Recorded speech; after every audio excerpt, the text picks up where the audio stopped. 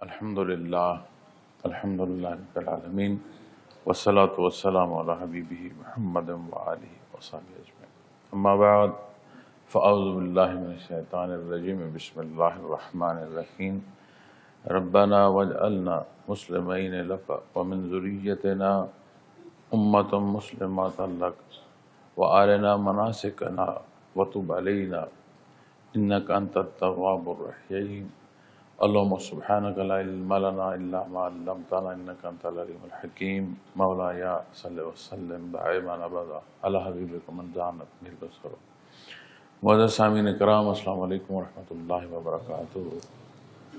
شہر باری تعالیٰ ہے، اے ہمارے پروردگار، ہم دونوں کو اپنا فرما بردار بنائیے اور ہماری اولاد میں ایسی جماعت بنائیے جو آپ کی فرما بردار ہو، اور ہمیں احکامات یعنی عبادات اور حج کے احکامات بتا دیجیے اور ہمارے حال پر توجہ فرمائیے۔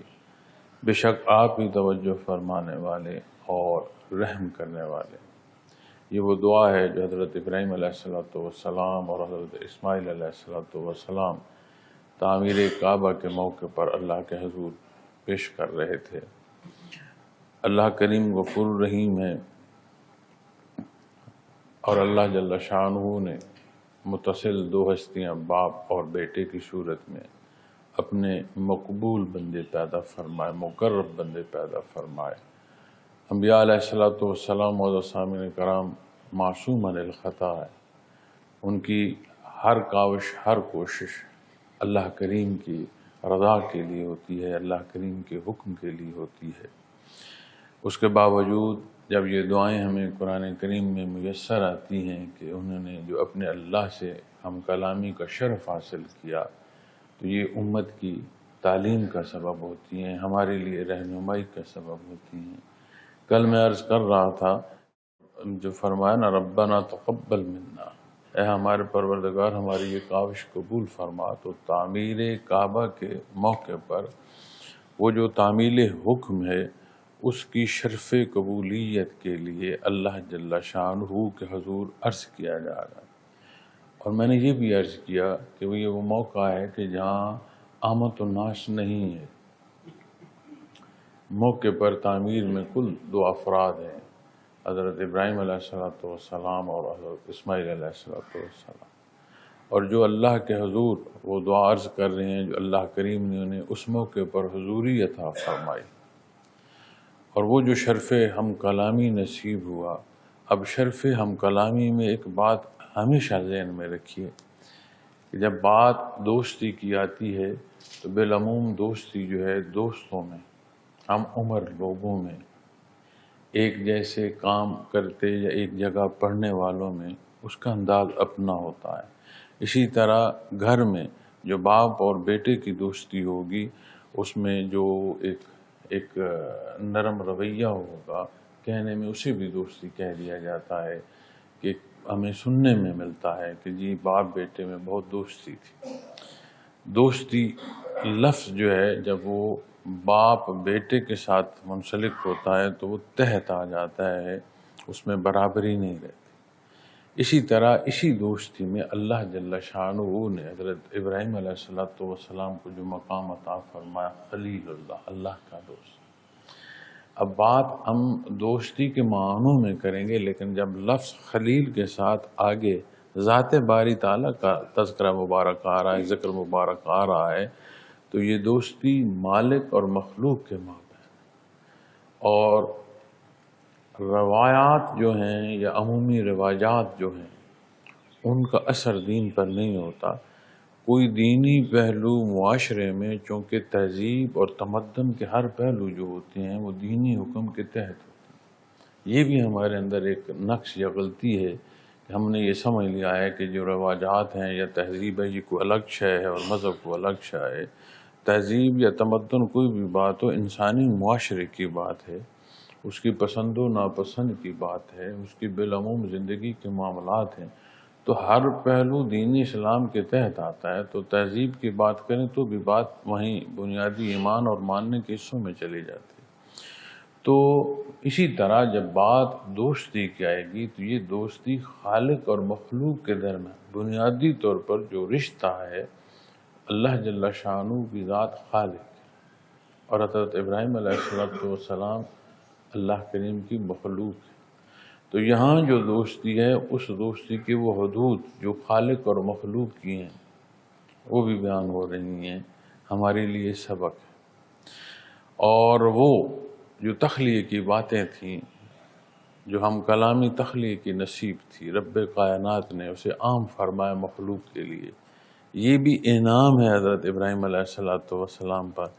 اللہ جل شانہ نے انہیں کیسی کیفیت اور حال عطا فرمائی کہ اپنے اللہ سے جو ہم کلامی کر رہے ہیں اس کا انداز کیا ہے، وہ عرض کیا کر رہے ہیں۔ پھر دوسرے معنوں میں ہمارے لیے تعلیم ہے معزز سامعین کرام، اپنے اللہ جل شانہ سے جو بندگی کا رشتہ ہے اس کا تقاضا کیا ہے۔ میں نے کل بھی عرض کی تھی کہ جب انہوں نے عرض کیا اللہ ہماری یہ کاوش قبول فرما، تو تعمیل حکم میں ہے، از خود کوئی کام نہیں کر رہے کہ کوئی اپنی پسند سے کام کر رہی ہیں اور مقصد ہے کہ اس کام کو کر کے اللہ راضی ہو۔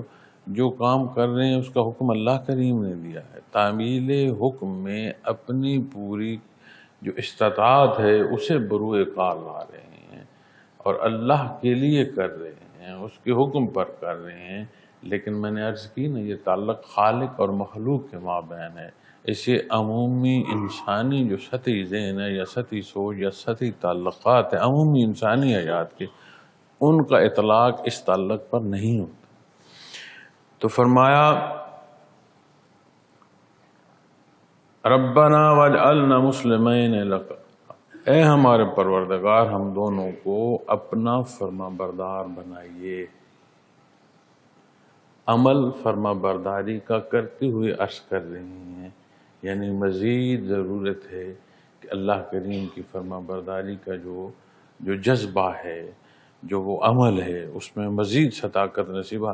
انبیاء علیہ السلام میں نے عرض کیا کہ وہ تعمیل حکم میں زندگی خالص بسر کرتے ہیں، کہیں کوئی کمی بیشی آتی ہے۔ آپ اگر غور کریں تو حضرت آدم علیہ السلام نے جب جنت کا پھل کھایا تو ہمیں قرآن کریم ہی بتا رہا ہے کہ یہ واقعہ ایسے پیش آیا۔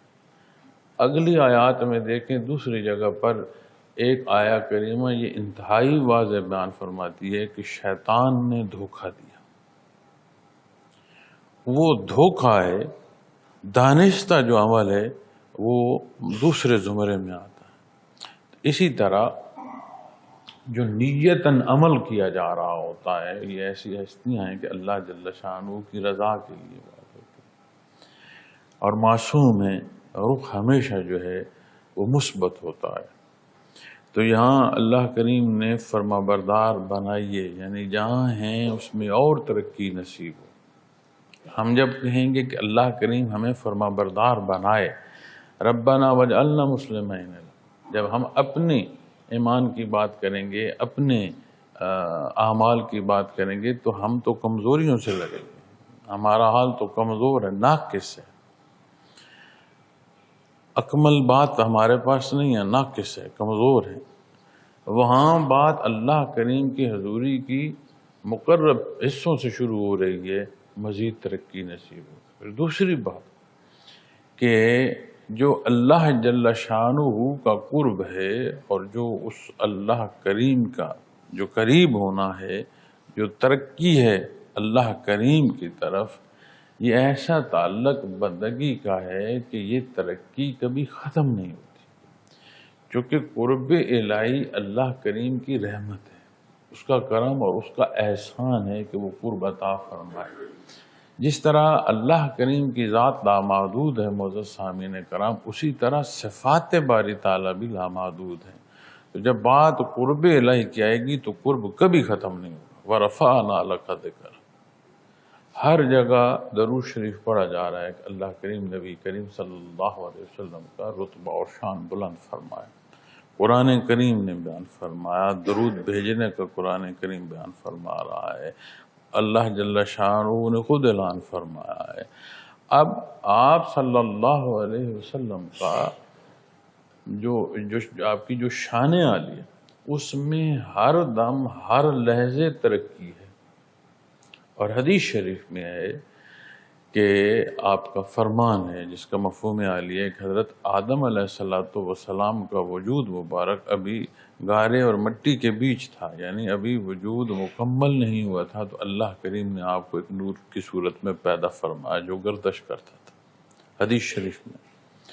اب جب سے اللہ جل شانہ نے آپ کو پیدا فرمایا تب سے لے پھر بعد ابدل آباد ہے. بات یہ نہیں ہے کہ کب تک، تب سے پھر ہمیشہ کی بات ہے. آپ یوم الست کی امامت فرمائی، پھر تکمیل نبوت آپ صلی اللہ علیہ وسلم کی ذات اقدس سے اللہ کریم نے عطا فرمائی مخلوق کو. پھر دار دنیا میں جو آپ نے مقررہ وقت بسر فرمایا، دار دنیا سے پردہ فرما حیات برزخیہ ہے، روز معاشر ہے. روز معاشر کے حوالے سے حدیث مبارکہ دیکھیں کہ اللہ کریم نے حساب کتاب کی ابتدا کو آپ صلی اللہ علیہ وسلم کی دعا سے منسوخ کر دیا. آپ کی دعا کے بعد مخلوق کا حساب شروع ہوگا.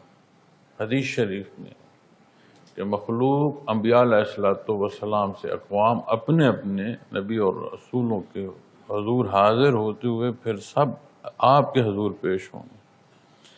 آپ کا فرمان ہے کہ میں اللہ کے حضور سر بسجود ہو جاؤں گا، اور جو اللہ کریم مجھے تعلیم فرمائیں گے دعا وہ اس کے حضور عرض کروں گا.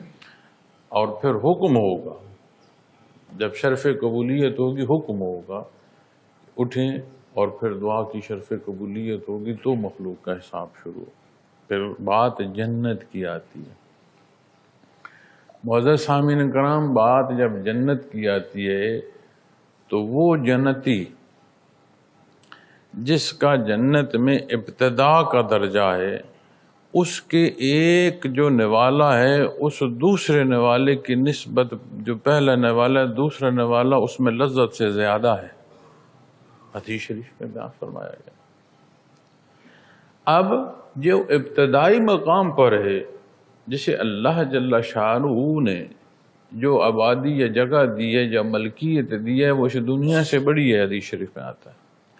اس کا ایک نوالا جو پہلے والا نوالا ہے اس سے اس کی لذت بہتر ہوگی، اس کی وہ لذت ختم نہیں ہو رہی. یہ انعام اہل جنت پر ہے خوراک کی. اور جب بات قرب الہی کی طرف آئے گی تو یہ کیا کیسے ختم ہو سکتا؟ جو اس کے خوراک کی لذت ہے وہ تمام نہیں ہو رہی، ہر دوسرا نوالا پہلے سے بہتر ہوگا. حدیث شریف سنی ہے نا، بالعموم بیان ہوتی ہے. تو جب وہ لذت ایک نوالے کی ختم نہیں ہوگی، ابتدا جس کا مقام ابتدائی ہے جہاں سے جنت کی شروعات ہو رہی ہے، تو پھر بات آگے دیکھیں نا، جو قرب کے مقام ہیں جو منازل ہیں انہیں دیکھتے ہیں. پھر بات زیارت کی آئے گی، اللہ جل شانہ کا دیدار نصیب ہوگا. پھر اس دیدار میں کسی ایک بار ہے، کسی کتنے وقت کے بعد ہے، کسی مہینے ہفتے بعد ہے، کسی روز ہے. پھر وہ دیکھیں کہ ان لمحات کی جو ترقی ہے. پھر جب بات انبیاء اور رسول کی آتی ہے تو کوئی سوچ کا بھی پیمانہ نہیں. ایک ہوتا ہے کسی شے کا پیمانہ، ایک ہوتا ہے کسی شے کا سوچنا. اب سوچ کے پیمانے کو کبھی غور فرمائیے گا بالا منازل والے ساتھی.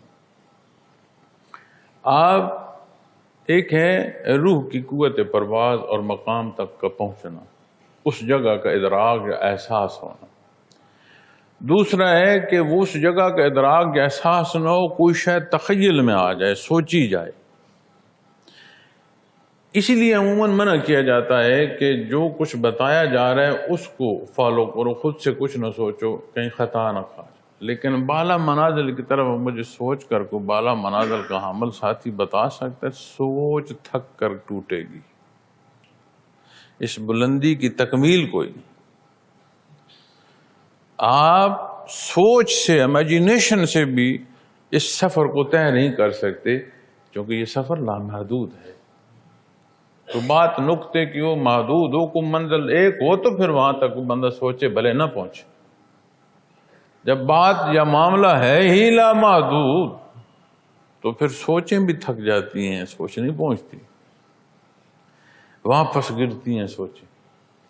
تو معزز سامعین کرام، تو جب اللہ کریم کے انبیاء اور رسول کی بات آئے گی، جو چنی ہوئی ہستیاں ہیں، جو خصوصیت کی حامل، جنہیں اللہ کریم نے خصوصی طور پر پسند فرمایا پیدا فرمانا، ان کے قرب کی بات آئے گی تو پھر بات کہاں سے کہاں کی چلے جائے گی۔ لیکن ہمارے لیے یہاں سبق کیا ہے کہ فرمایا اے ہمارے پروردگار، ہم دونوں کو اپنا فرما بردار بنائیے، یعنی یہ فرما برداری جو ہے اس میں مزید ترقی ظاہری اور باطنی دونوں پہلوؤں میں نصیب ہو۔ اب جب ہم دنیا کی زندگی کو دیکھتے ہیں اور اس کا جائزہ لیتے ہیں معزز سامعین کرام، تو کئی دفعہ یہ بحث بھی سامنے آتی ہے کہ جی اللہ کلمہ پڑھنے کی توفیق عطا فرمائے، اللہ کریم عبادات کی توفیق عطا فرمائے، اللہ کریم معاملات میں حق پر قائم رہنے کی توفیق عطا فرمائے، تو کیا یہ بخشش کے لیے کافی نہیں ہے؟ پھر آپ کہتے ہو کہ یہ ضرور سارے لاؤ اور اللہ کرو اور اس ذکر میں لگے رہو، یہ پھر کیوں کہتے ہیں؟ تو جب اس نزاکت کی سمجھ آئے گی نا کہ یہ بڑا قلیل اور محدود وقت ہے جس میں ہم نے اپنی نیت اور اپنا عمل اللہ کی طرف اختیار کرنا ہے، تو جو جتنا موقع میسر آتا جائے گا اتنا کام میں اللہ اور اس میں عطا فرمائے، کیونکہ یہی ساعتیں ہیں، یہی جو وقت مزدوری کا ہے، یہی حیات کا وقت ہے۔ تو پھر سمجھ آتی ہے کہ اعمال صالح ایمان کے ساتھ نصیب ہوں، شرف قبولیت نصیب ہو تو اللہ راضی ہوں گے، جس سے اللہ کریم راضی ہوں، جسے یہ رضا نصیب ہو، اس کی بخشش ہوگی، وہ اپنے مقصد کو پہنچے گا۔ لیکن جب بات مقصد کی سمجھ آئے گی، پھر مقصد کی ترقی کی سمجھ آئے گی، پھر سمجھ آئے گا کہ اس کی رضا کے ساتھ پھر اس کے قرب کی منازل ہیں، اور جدوجہد کا موقع یہی ہے، مزدوری کا وقت اور ساتھ یہی۔ پھر سمجھ آئے گی کہ اور جتنا پہلو نصیب ہوتا جائے اتنا اچھا ہے۔ پھر کیفیات قلبی کی سمجھ آئے گی کہ یہ وہ حصہ ہے جو میرے ایک ایک قدم میں مزید اخلاص عطا فرمائے۔ اور پرخلوص ہونا عمومی بات نہیں ہے، پھر خلوص کی ترقی کا نصیب ہوتا چلا جانا یہ عمومی باتیں نہیں ہیں، یہ اللہ کے بندے گردانے گئے ہیں قرآن کریم میں، میرے مخلص بندے، یہ عمومی بات نہیں ہے۔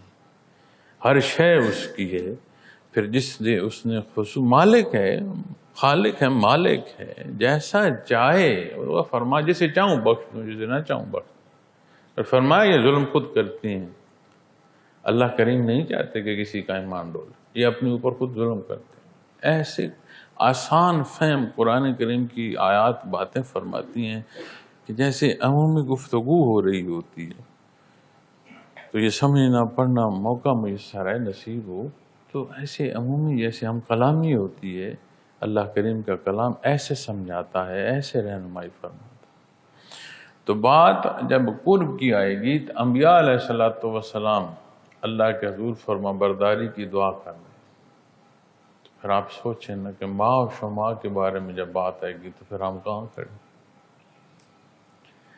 جو ہمارا مزاج ہے وہ یہ ہے، ہمیں کھٹکا ہوتا ہے دست کو عبادت کرنی، تو یہ تو وہ ہستیاں ہیں جنہیں عبادات سے معاملات کی طرف متوجہ کرنا پڑتا ہے کہ حضور کوئی سوال آیا ہے، یہ ہے، اور ہم تنگوش ہیں، ہر وقت اللہ جل شانہ کی طرف رخ ہے ان کا۔ تو ہمارے تو رکوع و سجود جو ہیں وہ معاملات دنیا سے بھری پڑی ہیں۔ ایک نماز اپنی اٹھائیے گا، ایک اللہ اکبر سے السلام علیکم تک،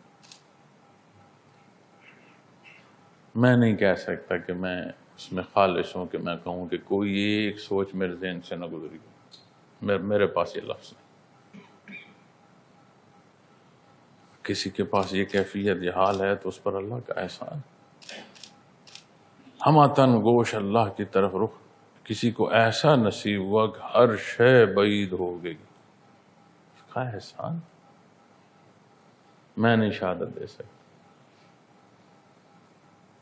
تو پھر غور فرمائیں نا کہ کس درجے کی ضرورت ہے ہمیں فرما برداری کی.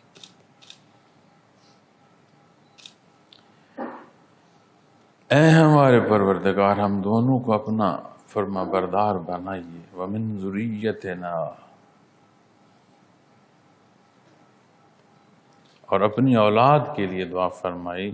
امت مسلمۃ لک، ایسی جماعت ہو جو آپ کی فرما بردار ہو. یعنی ہمیں بھی یہ حصہ عطا ہو اور ہماری اولاد میں بھی. پھر ایک جماعت جب فرمایا جا رہا ہے تو ایسی جماعت بنائیے، تو اس سے بھی یہ سمجھ آتی ہے کہ کمی بیشی واقعہ ہوگی، لیکن بہرحال اپنا کرم اور احسان فرمائیں کہ کوئی ایسی جماعت ہو جو خالص ہو تیری طرف، جو ہمہ تن گوش ہو، جو فرما بردار ہو، جو دعا اللہ جل شانہ کے حضور عرض کی جائے. لیکن اس سے مراد یہ نہیں ہے کہ میں اپنی فرما برداری کا دعویٰ کرتا ہوا دوسرے کی جو ہے وہ تکذیب کرنا شروع کر دوں. یہ فرما برداری کے معنوں میں نہیں ہے. اپنا عمل دیکھ، یہ ہمیں مزید نفاق اور نفرت میں پہنچاتے ہیں. یہ خواہ مخواہ کے اعتراضات اور ایک دوسرے کو ترازو میں رکھ کر تولنا.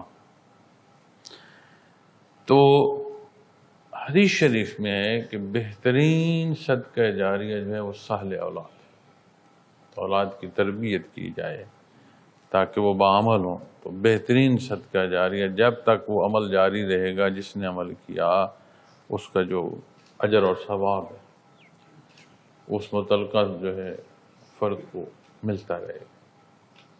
تو بہترین صدقہ جاریہ جو ہے وہ اولاد میں.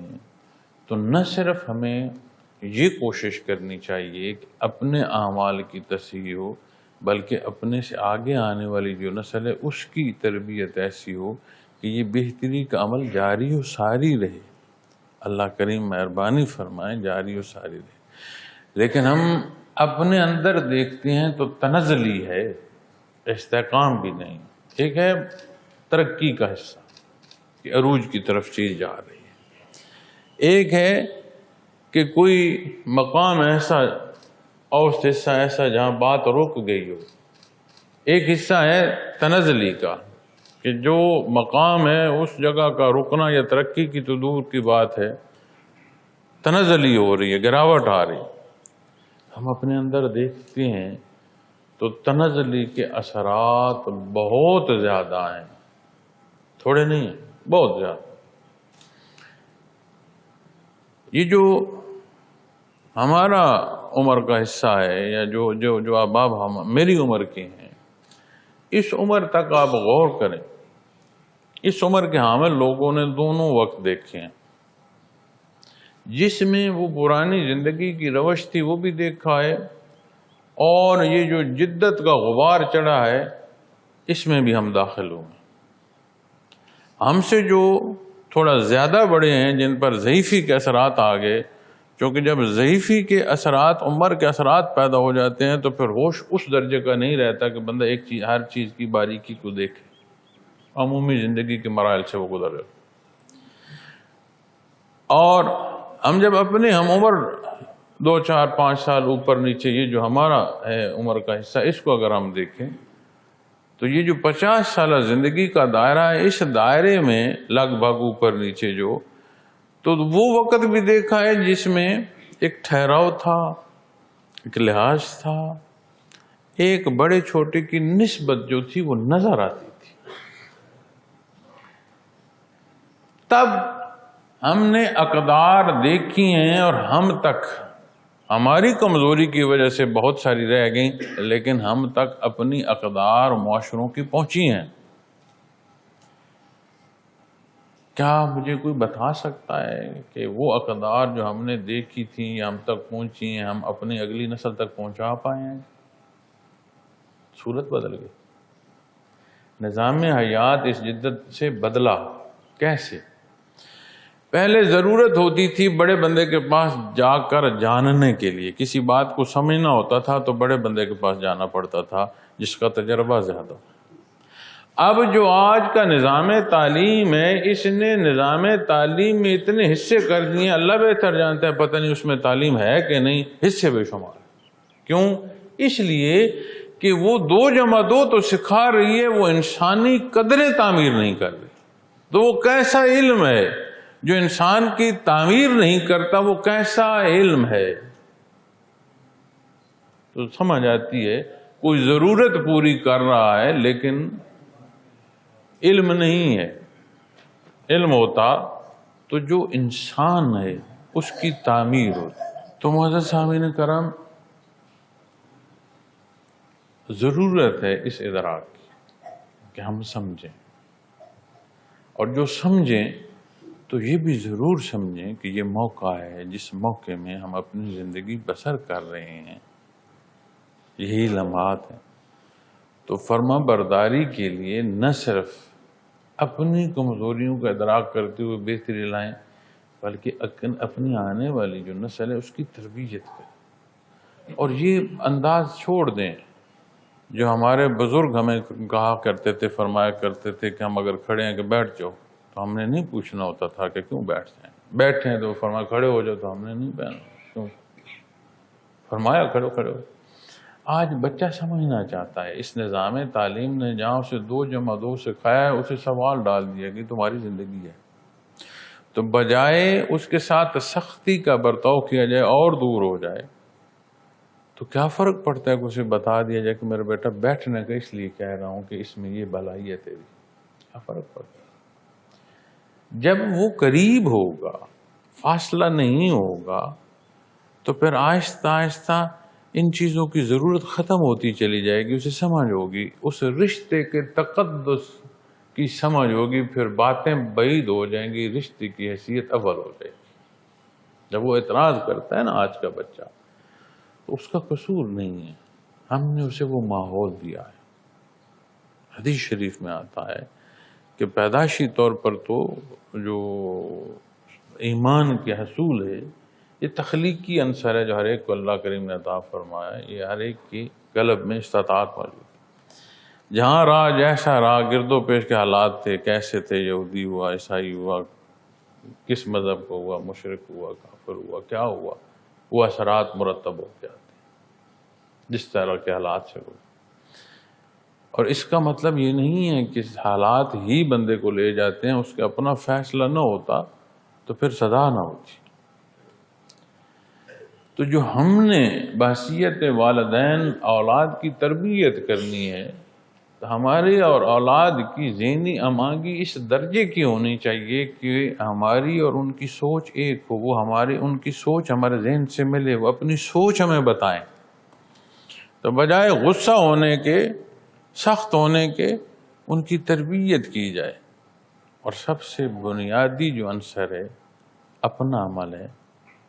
اب میں بے نمازی ہوں، بچوں کو تو تم نے تہجد بھی پڑھنے ہے، تو میری بات کا کیا پتہ کہ بیٹا سچ بولو، اللہ کا حکم ہے، عبادت ہے، معاشرے کی بنیاد ہے، اور میرے اپنے جو کلام ہے اس میں سچ نہ ہو تو میرے بچے پر میری بات کا اثر کیا ہو؟ میں جو اسے رزق کھلا رہا ہوں اس میں حرام کی آمیزش ہو، ناپاکی کی آمیزش ہو، وہ جو اس حرام رزق سے اس کا وجود بن رہا ہے، اسے قوت مل رہی ہے، اس کے مصارف اعلیٰ کیسے ہوں؟ تو جو ہماری ذمہ داری ہے اسے ادا کرنے کی زیادہ ضرورت ہے، ہم سے پہلوں نے ہم سے بہتر ادا کی ہے، تو وہ جو اسلوب ہے ہم تک پہنچے۔ ہماری نالائکی ہے تو یہ اسلوب آگے اولاد تک نہیں پہنچتے۔ تو فرما برداری میں جہاں آپ علیہ السلام نے دعا اپنے لیے فرمائی، تو اپنی آل میں، اولاد میں ایک ایسی جماعت کے لیے عرض کی کہ وہ بھی اللہ کریم کی فرما بردار رہے۔ اور ہم جیسے خطا کار کمزور لوگ جب اپنے حال کو دیکھیں تو سمجھ آتی ہے کہ یہ دعوی ایمانی بھی ایسی ہستیوں کی دعا کا نتیجہ ہے، وگرنہ تو ہم اس قابل بھی نہ تھے۔ یہ دعائیں اللہ کی مقرب ہستیوں کی، یہ دعائیں ہمارے کام آ رہی ہیں خطا کاروں۔ وَأَرِنَا مَنَاسِكَنَا وَتُبْ عَلَيْنَا، اور فرمایا اور ہمیں احکامات بتا دیجیے اور ہمارے حال پر توجہ فرمائیے۔ یعنی چونکہ تعمیر بیت اللہ شریف کی ہے تو صرف جو نماز یا اس حوالے سے عبادات اور حج سارے احکامات جو عبادت کے ہیں وہ اس آیت کریمہ کے اس حصے کی تفسیر میں آئیں گے، تحت آئیں گے کہ اللہ جل شانہ یہ احکامات ہمیں بتا دیں۔ تو ضروریات دین موجود ہیں، فرما برداری کے لیے ضروری ہے کہ انہیں جانا جائے۔ ہمیں اس سے سبق کیا ملے گا کہ تب بیت اللہ شریف کی تعمیر ہے اور حج کے احکامات اللہ کریم انہیں عطا فرمائے کہ حج جو ہے اس کے ارکان کیا مقرر فرمائے۔ آج ہمیں اللہ جل شانہ نے ہر شے عطا فرمائی، دین اسلام کی تکمیل ہو چکی۔ آج اگر کوئی بیٹھ جائے کہ میں مکی زندگی سے ابتدا کرتا ہوں پھر آہستہ آہستہ مدنی زندگی کے احکامات تک جاؤں گا تو وہ درست عمل نہیں ہے، غلط بات۔ جب دین مکمل ہو چکا تو آج جو بھی دین اسلام میں داخل ہوگا اس مکمل حصے کے ساتھ وہ اختیار کرے گا تو داخل ہو سکے، اور جو ہے اسے بعض حصے جو اس کی پسند یا ضرورت کے ان کا ماننا، اور جو حصے اسے سمجھ آئے کہ یہ مجھے پسند نہیں ہے یا میں نہیں چاہتا یا میری ضرورت نہیں، انہیں چھوڑنا یہ درست ہے۔ تو اس فرما برداری کی بنیاد ضروریات دین کا جاننا اور اس پر عمل پیرا۔ تو یہ وہ حصہ ہے جو ہماری آنے والی نسل کی تربیت کا بھی سبب ہو۔ 7 سال کے بچے کی ترغیب ہے، 10 سال کے بچے کی سختی ہے، تو یعنی آنے والی نسل کی تربیت جو ہے اس کے ساتھ شروع ہو جاتی ہے۔ تو جو میں خود نماز نہ پڑھ رہا ہوں تو میں اس پر سختی کیا کروں، اسے کیا ترغیب دوں؟